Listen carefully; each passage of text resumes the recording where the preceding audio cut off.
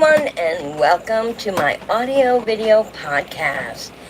We are reading Christmas Letters by Debbie McComber. I want to thank you all for waiting for me to postpone our live here. I don't see us up yet, so I am definitely waiting. I hope you... Can you hear me, Paula? I know Paula's here. And hello to you others that are waiting. Thank you. Can you hear me, Paula?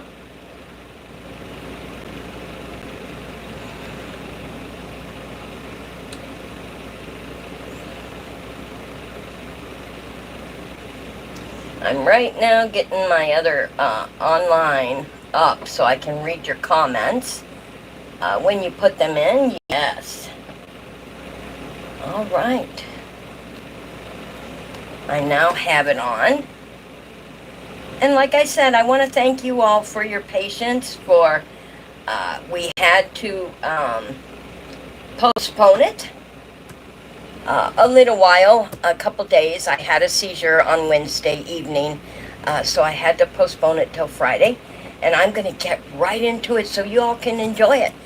So let's get started. We are on chapter 6.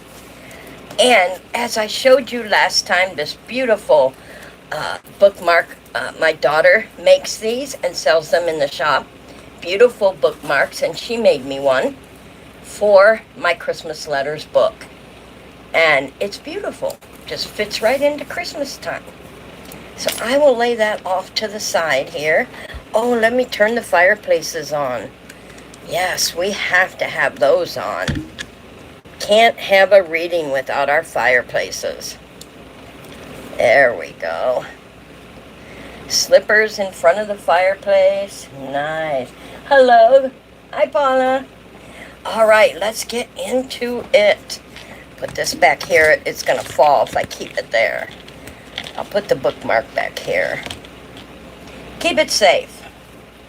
Chapter 6. K.O. had fun writing Lavonne's Christmas letter. Compared to Bill Macaulay's, it was a breeze.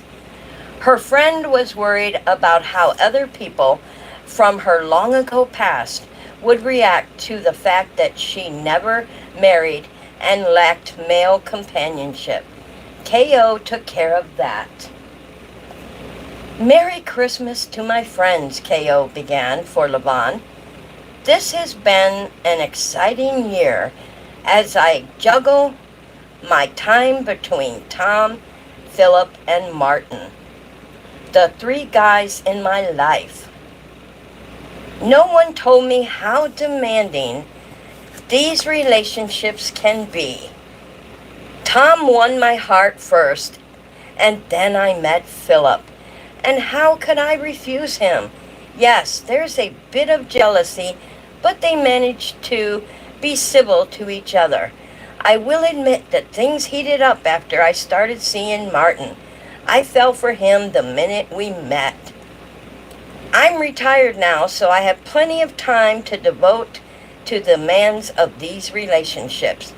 Some women discover love in their 20s, but it took me until I was retired to fall into this kind of happiness. I lavish the attention and love on all 3 guys. Those of you who are concerned that I'm taking on too much, let me assure you, I'm woman enough to handle them. I love my new luxury condo on Blossom Street here in Seattle, and I've been continuing my education lately, enhancing my skills and exploring new venues. That's kind of funny, isn't it? K.O. giggled, then glanced at her watch. The afternoon had escaped her. She hurriedly finished with a few more details of Lavonne's year, including a wine-tasting trip to the Yakima Valley, and printed out a draft of the letter. The meeting with Bill Macaulay went well, and he paid her for the balance of what he owed and thanked her profusely. "This is just perfect," he said, reading the Christmas letter. "I wouldn't have believed it. if I wasn't seeing it for myself. You took the mess this year has been and turned it all around. K.O. was pleased with her efforts and had met with his satisfaction. Levon was waiting for her when she returned, the Christmas letter in hand. Oh, Catherine, I don't know how you do it. I laughed until I had tears in my eyes. How can I ever thank you? Welcome, everyone.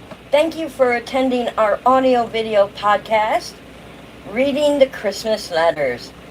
It reminds me of how this year was going. You can turn any year into a good year, hey? Let me see if my light will come on up here. It's kind of went out on me. Hold on.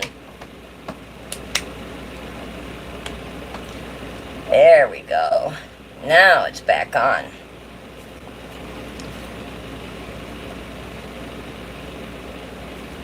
I had fun, she assured her neighbor. I absolutely insist on paying you. Are you kidding? No way. After everything Levon had done for her, no thanks was necessary. I love it so much, I've already taken it down to the printers and had copies made on fancy Christmas paper. My cards are going out this afternoon, thanks to you. K.O. shrugged off her praise. After all, her friend had paid her for dinner with Wynne at TZED and been a good friend to her all these months. Writing a simple letter was the least she could do. K.O. had been home only a short while when her doorbell chimed. Thinking it must be Levon, who frequently stopped by, she casually opened it, ready to greet her neighbor. Instead, Wynne Jeffries stood there. K.O. wasn't ready for their outing, or to see him again. She needed to seal herself against the attraction she felt towards him. Hi, she sounded breathless, feeling disappointed. He must have known, as she did, that kind of relationship was a lost cause. That's fine, I understand, she told him, recovering quickly. We can get together another time. She offered this in a nonchalant manner, shrugging her shoulders, deciding this really was for the best. His gaze held hers. Perhaps you could come with me, he said. Come with you, she repeated, and instantly recognized this as a bad idea. In fact, as bad ideas went, it came close to the top. She hadn't been able to keep her mouth shut in the bookstore and had been banned for life. If she had listened to him spout off his views in person, K.O. didn't know if she could restrain herself from grabbing... Whoa, wait a minute. I think I missed a page, y'all. Did I skip a page? Yes, I did. No, maybe I didn't. She hadn't been able to keep her... Nope, I didn't. Okay, we're going back, I guess. Mouth shut in the bookstore and had banned for life.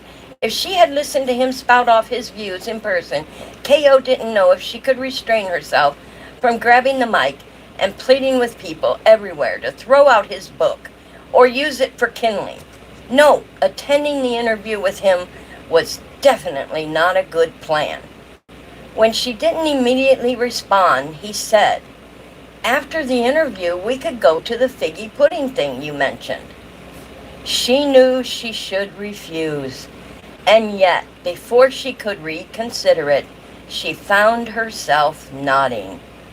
I understand the radio station is only a few blocks from the Westlake Plaza. Yes, her mouth felt dry, and all at once she was nervous. We'll need to leave right away, he said, looking at his watch. I'll get my coat. She was wearing blue jeans and a long black sweater. No need to change. Wynne entered the condo, and as she turned away, he stopped her, placing one hand on her arm. K.O. turned back and was surprised to find him staring at her again. He seemed to be saying he wasn't sure what was happening between them either. Wasn't sure what he felt or why. Then, as if he needed to test those feelings, he lowered his mouth to hers. Slowly, ever so slowly. K.O. couldn't move away at any point. She didn't. The biggest earthquake of the century could have hit and she wouldn't have noticed. Not even if the building had come tumbling down around her feet. Her eyes drifted shut and she leaned into Win, ready. No, more than ready. Eager to accept his kiss. To her astonishment, it was even better than the night before. This couldn't be happening, and yet it was. Fortunately, Win's hands were on her shoulders, since her balance had grown unsteady. When he pulled away, it took her a long time to open her eyes. She glanced up at him and discovered he seemed as perplexed as she was. "I was afraid of that," he said. She blinked, understanding perfectly what he meant. "Me too." "It was as good as last night. Better," she whispered. Oh, what do you guys see happening here? Oh my goodness, her arch enemy. And she's falling in love. He cleared his throat. "If we don't leave now, I'll be late for the interview." Right. Still, neither of them moved. Apparently, all they were capable of doing was staring at each other. Win didn't seem any happier about this than she was, and in some small way, that was a comfort. K.O. forced herself to break the contact between them. She collected her coat and purse and was halfway to the door when she dashed into the bathroom. "I forgot my toothbrush," she informed him. He gave her a puzzled look. "You brush after every meal?" "No, before." She smiled sheepishly. "I mean, I didn't yesterday, which is why I have to do it today." He didn't question her garbled explanation as she dropped her toothbrush carrier and toothpaste inside her purse. Once outside the building, Win walked a fast pace as if he already had second thoughts. For her part, K.O. tried not to think at all. To protect everyone's peace of mind, she decided to wait outside the building. It was safer that way. By the time they arrived at the radio station, K.O. realized it was far too frigid to linger out in the cold. She'd wait in the lobby. Win pressed his hand to the small of her back and guided her through the impressive marble-floored lobby toward the elevators. "I'll wait here," she suggested, but there wasn't any seating or coffee shop.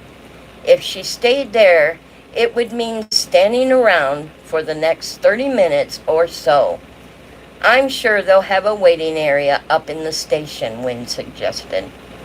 He's probably right. They took the elevator together, standing as far away from each other as possible, as though they both recognized the risk for potential disaster. The interviewer, Big Mouth Bass, was a well-known Seattle disc jockey. K.O. had listened to him for years, but this was the first time she had seen him in person. He didn't look anything like his voice. For one thing, he was considerably shorter than she'd pictured and considerably rounder. If she had the opportunity, she'd share her toothbrush trick with him. It might help. "Want to sit in for the interview?" Big Mouth asked. "Thank you, no," she rushed to say. "Dr. Jeffries and I don't necessarily agree, and..." "No way," Win's voice drowned her out. Big Mouth was no fool. K.O. might have imagined it, but she thought a gleam appeared in his eye. He hosted a live interview show. After all, and a little controversy would keep things lively. I insist, Big Mouth said. He motioned toward the hallway that led to the control booth.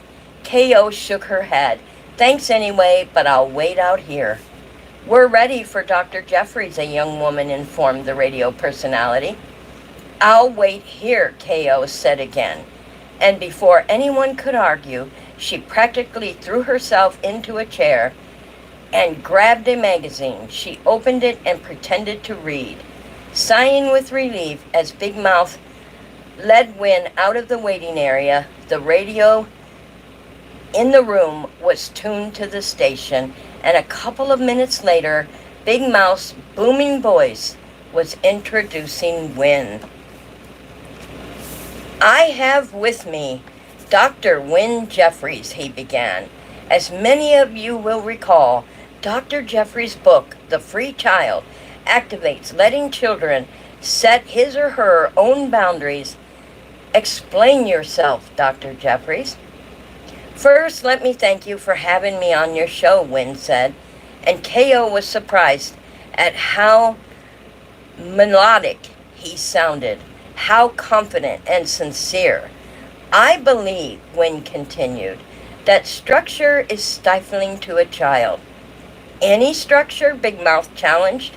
Yes, in my opinion, such rigidity is determined to a child's sense of creativity and his or her natural ability to develop moral principles. Wynn spoke eloquently, citing example after example, showing how structure had negative impact on a child's development. No boundaries, Big Mouth repeated, sounding incredulous. As I said, a child will set his or her own. Just listening to Wynn from her chair in the waiting room, K.O. had to sit on her hands. You also claim a parent should ignore inappropriate talk. Absolutely. Children respond to feedback, and when we don't give them any, they undesirable actions will cease. Big Mouth asked a question now and then. Just before the break, he said, You brought a friend with you this afternoon. Yes. All the confidence seemed to leave Wynn's voice. She's in the waiting area, isn't she? Big Mouth continued, commenting more than questioning. I gathered during the few minutes in which I spoke to your friend that she doesn't agree with your child-rearing philosophy.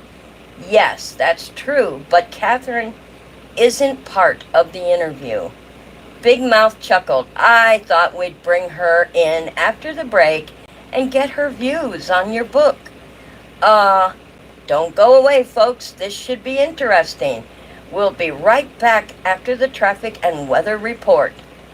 On hearing this, K.O. tossed aside the magazine and started to make a run for the elevator. Unfortunately, Big Mouth was faster than his size had led her to believe. I don't think this is a good idea, she said as he led her into by the elbow to the control booth. I'm sure Wynn would rather not. Quite the contrary, Big Mouth said smoothly, ushering her into the recording room, which was shockingly small. He sat her next to Wynn and handed her a headset. You'll share a mic with Dr. Jeffries. Be sure to speak into it and don't worry about anything. After the traffic report, Big Mouth was back on the air. Hello, Catherine, he said warmly. How are you this afternoon? I was perfectly fine until a few minutes ago, she snapped. Big Mouth laughed. Have you read Dr. Jeffries' book? No, well, not really. She leaned close to the microphone. You disagree with his philosophies, don't you? Yes. She dared not look at Wynn, but she was determined not to embarrass him the way she had in the French cafe. Even if they were at odds about the validity of his free child movement, he didn't deserve to be publicly humiliated. Catherine seems to believe I'm taking Christmas away from children, Wynn blurted out. She's wrong. Of course, I have a short chapter in the book that merely suggests parents bury the concept of Santa. You want to bury Santa?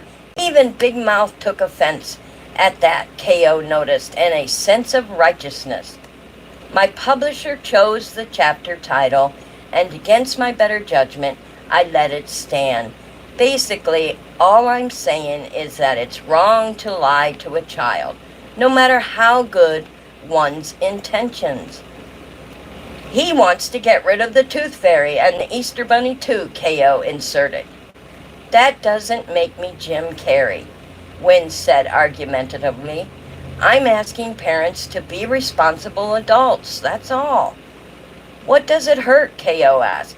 Childhood is a time of make-believe and fairy tales and fun. Why does everything have to be so serious? How many of you agree with that? Let me know in the comments if you agree that not everything. Children need to have imagination and be able to expand on their imaginative and fairy tales. Tell me what you think. Dr. Jeffries' Big Mouth cut in. Could you explain that comment about Jim Carrey?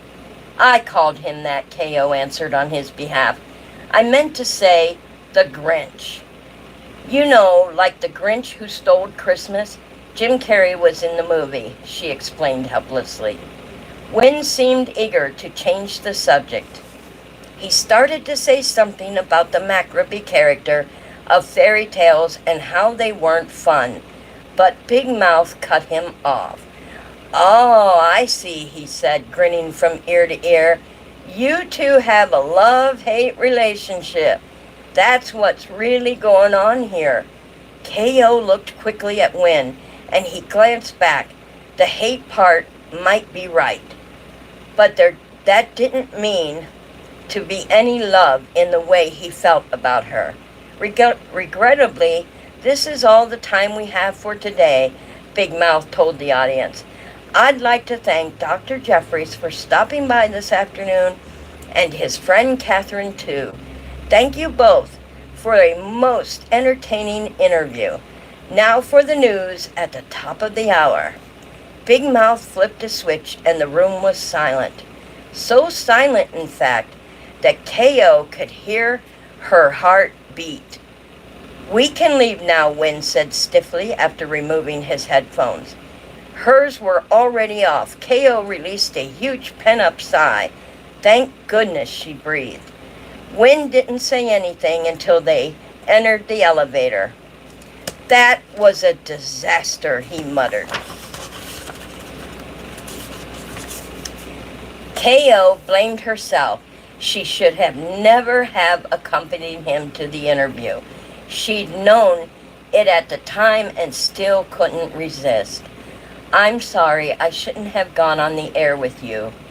You weren't given much of a choice, he said in her defense. I apologize if I embarrassed you. That wasn't my intention. I tried not to say anything derogatory. Surely you could see that. He didn't respond, and frankly, she didn't blame him. The thing is, Catherine, you don't respect my beliefs. I don't, she reluctantly agreed. You couldn't have made it any plainer.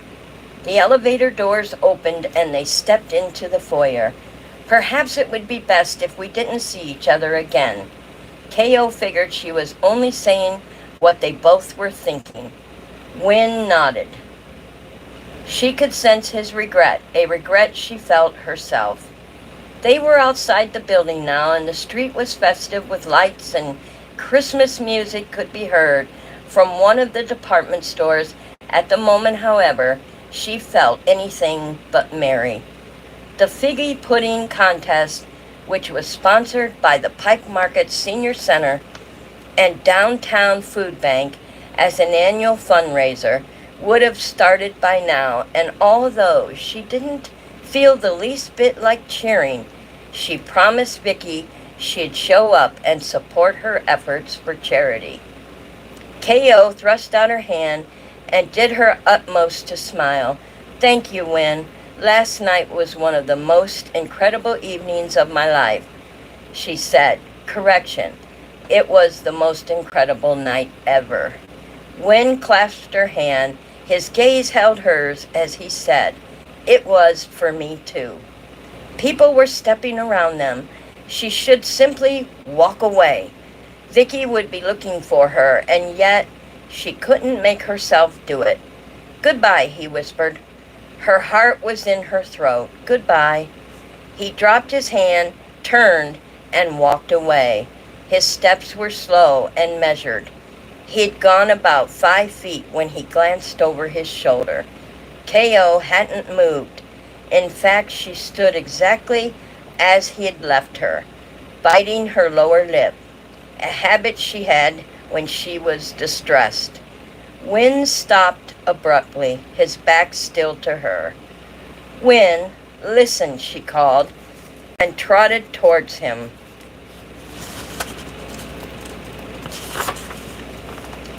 "I have an idea." Although it was only a few feet, she felt as if she was setting off on a marathon. "What?" He sounded eager. "I have twin nieces." He nodded. "You mentioned them earlier. Their mother read my book." "Yes, and loved it." There was a flicker of a smile. "At least someone in your family believes in me." "Yes, Zelda sure does. She thinks you're fabulous." K.O. realized she did too. Aside from his theories, "My sister and her husband are attending his company Christmas dinner next Friday, the 15th, she rushed to explain. "Zelda asked me to spend the night. Come with me. Show me how your theories should work. Maybe Zelda's doing it wrong. Maybe you can convince me that the free child movement makes sense." "You want me to come with you?" "Yes. We'll do everything just as you suggest in your book. And I promise not to say a word. I'll read it this week. I'll listen to you and I'll observe." Win hesitated. "Until then, we won't mention your book or anything else to do with your theories. Promise?" "Promise," she concurred. "No more radio interviews," she laughed. That's an easy one." A smile came to him, appearing in his eyes first. "You've got yourself a deal." Yes, she did, and K.O. could hardly wait to introduce Zoe and Zara to Dr. Wynne Jeffries. Oh, she was sincere about keeping an open mind, but Wynne might learn something too. The incorrigible twins would be the true crucible for his ideas. K.O. held out her hand. "Are you ready for some figgy pudding?" she asked. He grinned, taking her mittened hand as they hurried towards the figgy pudding People's Choice competition. And that brings us to Chapter 7. I'm going to take a short break. Don't go anywhere, and I'll be right back with Chapter 7.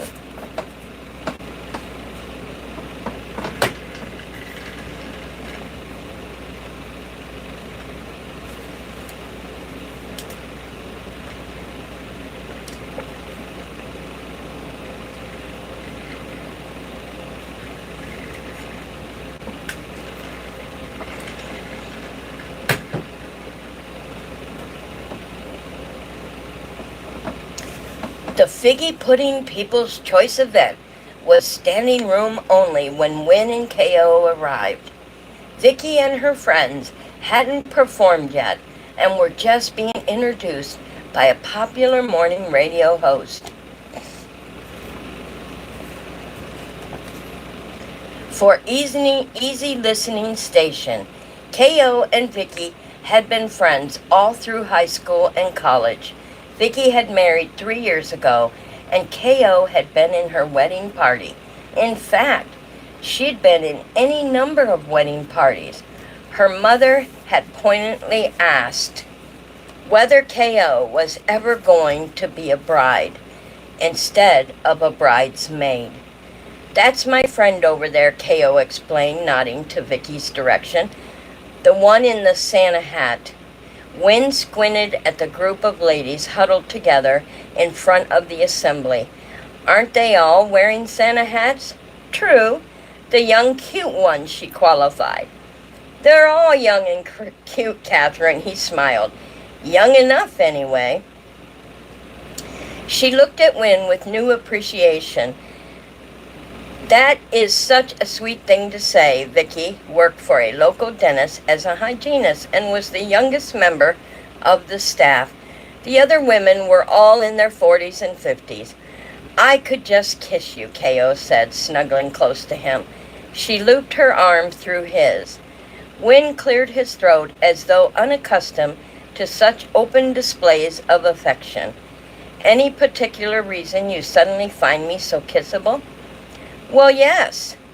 The women with Vicky are a variety of ages." "I see.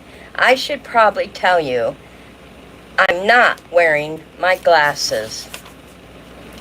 KO laughed, elbowing him in the ribs. "And here I thought you were being so gallant." He grinned boyishly and slid his arm around her shoulders. Never having attended a figgy pudding event before, KO didn't know what to expect.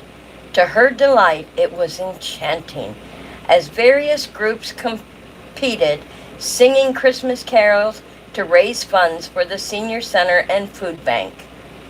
Vicky and her office mates took second place, and KO cheered loudly. Wynn shocked her by placing 2 fingers in his mouth and letting loose with a whistle that threatened to shatter glass. It seemed so unlike him. Somehow Vicky found her when the singing was over. "I wondered if you were going to show," she said, shouting to be heard above the noise of the merry-go-round and the crowd. Musicians gathered on the street corners, horns honked, and the sights and sounds of Christmas were everywhere. Although the comment was directed at KO, Vicky's attention was unmistakably on Wynn. "Vicky, this is Wynn Jeffries." Her friend's gaze shot back to KO. "Wynn Jeffries? Not the Wynn Jeffries?" "One and the same," KO said, speaking out of the corner of her mouth. "You've got to be joking." Vicky's mouth fell open as she stared at Wynn. For the last 2 months, KO had been talking her friend's ear off about the man and his book, and how he was ruining her sister's life. She'd even told Vicky about the incident in the bookstore, although she certainly hadn't confided in anyone else. She wasn't exactly proud of being kicked out for unruly behavior. Thinking it might be best to change the subject, KO asked, "Is John here?" "John? Your husband?" KO reminded her. She hadn't seen Wynn wearing glasses before, but she hoped his comment about forgetting them was sincere. Otherwise, he might notice the close scrutiny Vicky was giving him. "Oh, John," her friend said, recovering quickly. "No, he's meeting me later for dinner." Then, as if inspiration had struck, she asked, "Would you two like to join us?" John got a reservation at the new Chinese restaurant that's supposed to have great food.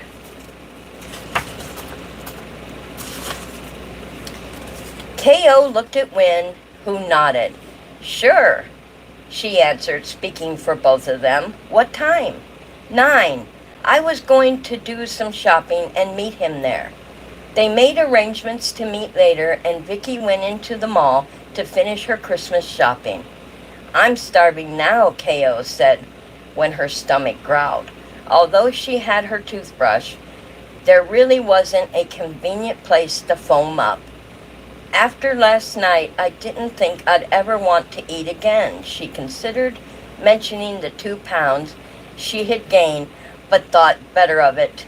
Wynn might not want to see her again If he found out, she easily packed on the weight.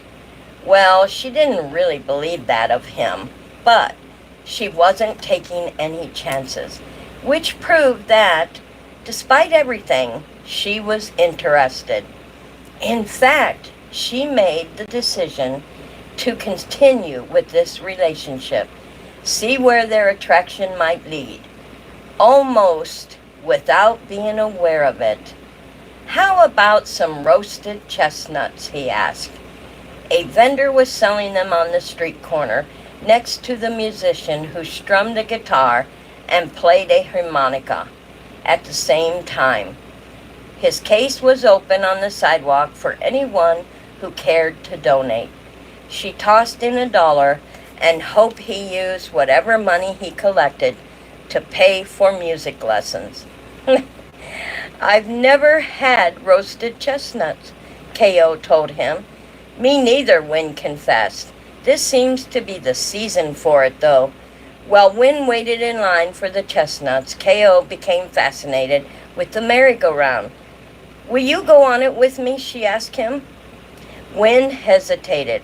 "I've never been on a merry-go-round." K.O. was surprised. "Then you have to," she insisted. "You missed a formative experience." Taking his hand, she pulled him out of the line. She purchased the tickets herself and refused to listen to his excuses. He rattled off a dozen. He was too old, too big, too clumsy, and so on. K.O. rejected every one. It's going to be fun," she said. "I thought you were starving." "I was, but I'm not now. Come on, be a good sport. Women find men who ride horses extremely attractive." Win stopped arguing long enough to raise an eyebrow. "My guess is the horse is generally not made of painted wood." "Generally," she agreed, "but you never know." The merry-go-round came to a halt and emptied out on the opposite side. They passed their tickets to the attendant, and she leading Win by the hand, K.O. ushered him over to the pair of white horses that stood side by side. She set her foot in the stirrup and climbed into the molded saddle. Win stood next to his horse, looking uncertain. "Mount up, partner," she said. "I feel more than a little ridiculous, Catherine." "Oh, don't be silly. Men ride these all the time. See, there's another guy."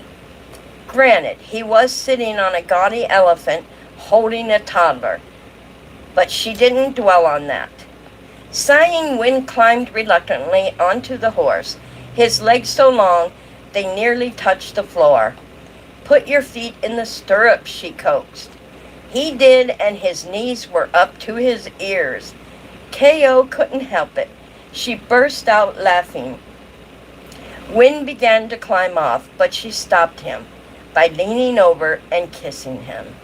She nearly... "Hello, Katie, how are you? Nice to see you join us. We are reading a fabulous book called Christmas Letters." She nearly slid off the saddle to the process and would have if Win hadn't caught her about the waist. Soon the carousel music started, and the horses moved up and down. K.O. thrust out her legs and laughed, thoroughly enjoying herself. "Are you having fun yet?" she asked Win. "I am too, thank you. I'm glad you caught you're gonna love the story." "I'm ecstatic," he said dryly. "Oh, come on, Win, relax, have some fun." Suddenly he leaned forward as if he were riding for the Pony Express. He let out a cry that sounded like sheer joy. "That was fun," Win told her, climbing down when the carousel stopped. He put his hands on her waist, and she felt the heat of his touch in every part of her body. "You liked it." "Do you want to go again?" he asked. The line was much longer now. "I don't think so. I've always wanted to do that. I felt like a child all over again," he said enthusiastically. A free child, she asked in a mischievous voice. Yes, free. That's exactly what my book's about. Allowing children freedom to become themselves, he said seriously.